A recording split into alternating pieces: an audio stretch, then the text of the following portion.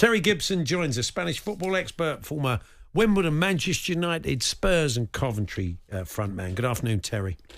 Good afternoon, Paul, Charlie. Terry. Yeah, we after that first game that Spain played, we had a conversation with you, and the first couple of games actually. And look, they've built on that, and here we are at this sort of massive game. You still expect this to be a really tight affair, though. You could easily see this being 1-1 into extra time, possibly even penalties. Because although these teams have been entertaining, there's just so much at stake, isn't there?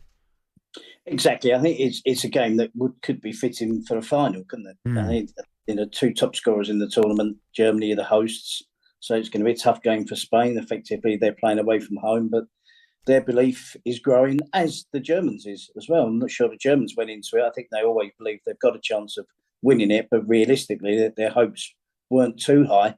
And I think it was a similar mood regarding Spain, that they could have a good tournament. Depending on the draw, we might do okay.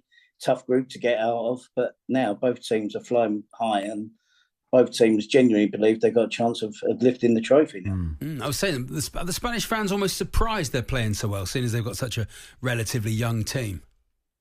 And a relatively new manager as well. I think trust. It's been hard for him to gain the trust of the Spanish fans. I look at the game they lost to Scotland 2-0 in the qualification group. There's only one player in that match that night there's in the starting 11 at the moment, and that's Rodri, of course. But he's the only one that's playing regularly in this tournament. So it's been an improvement since then. That was back in March 2023 when people were suspicious that maybe he wasn't the right man for the job.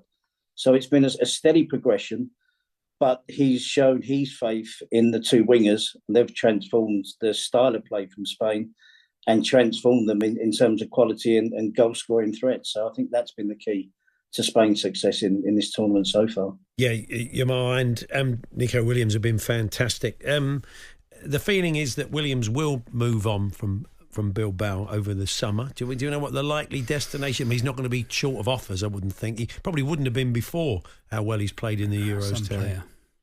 Yeah, I mean, he's been a player in the last couple of years. He just got better and better, and it's no secret. His buy clause, I think, is 50 million euros, so it's less than 50 million pounds. Barcelona seem to be favourites, but they're trying their best to somehow find the cash and move players out to bring him in. That would be great for La Liga. It'd be great for Barcelona if we saw Lamine Yamal and Nico Williams playing on a regular basis. It'd be great for the Spain national team as well.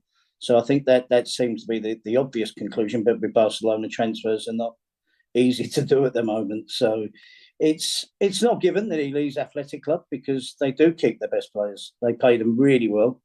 They're all proud to play for the Basque team. They see it as almost representing the country when they play for Athletic Club, so Athletic Bilbao. So it's a possibility he moves on, but it's not given.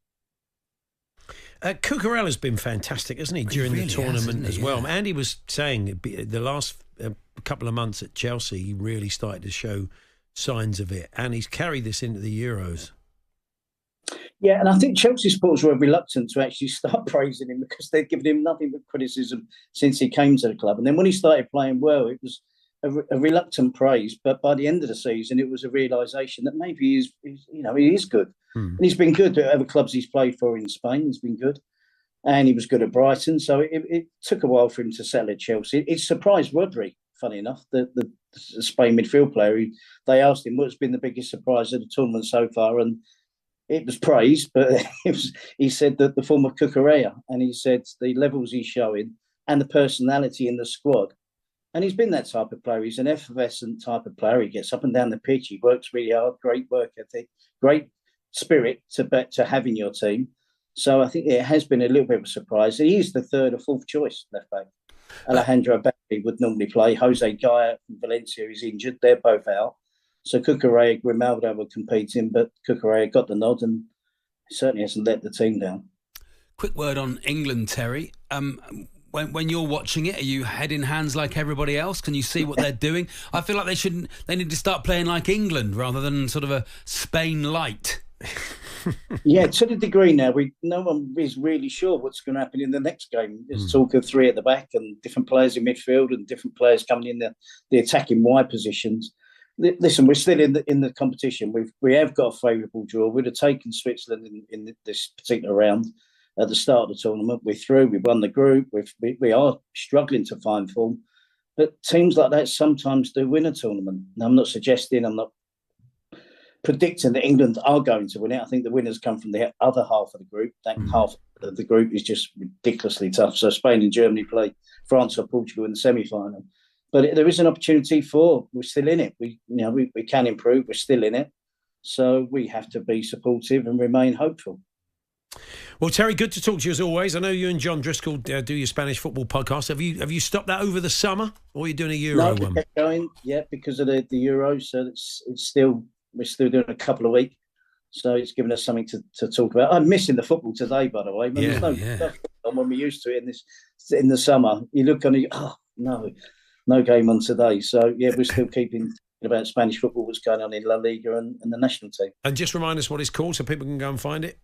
It's La Liga Weekly, Eltel and John Driscoll. Brilliant. Okay, people can go and check it out wherever they get their podcast. Thank you, Terry. We'll catch up with you soon. Paul, Charlie, pleasure. Thank you. There we are. There's Terry Gibson, their Spanish football expert and former frontman for many clubs. Oh, yeah, fantastic player. FA Cup winner with Wimbledon. We're going to be talking about Paulinho's left Fulham, and Dave Kidd, Fulham fan, Sun journalist, been out of the Euros from the start, made a bold pronouncement yesterday. I did ask the question, how upset are you to lose him? Well, Dave's very upset, and he will explain why in a few moments' time. But for now, that was our look at one of the big games tomorrow. Thanks to Carling, 18+. Please drink responsibly. Paul Hawksbee and Andy Jacobs, Monday to Friday afternoons 1 till 4 on AM, on DAB, via the talkSPORT app and on your smart speaker. talkSPORT.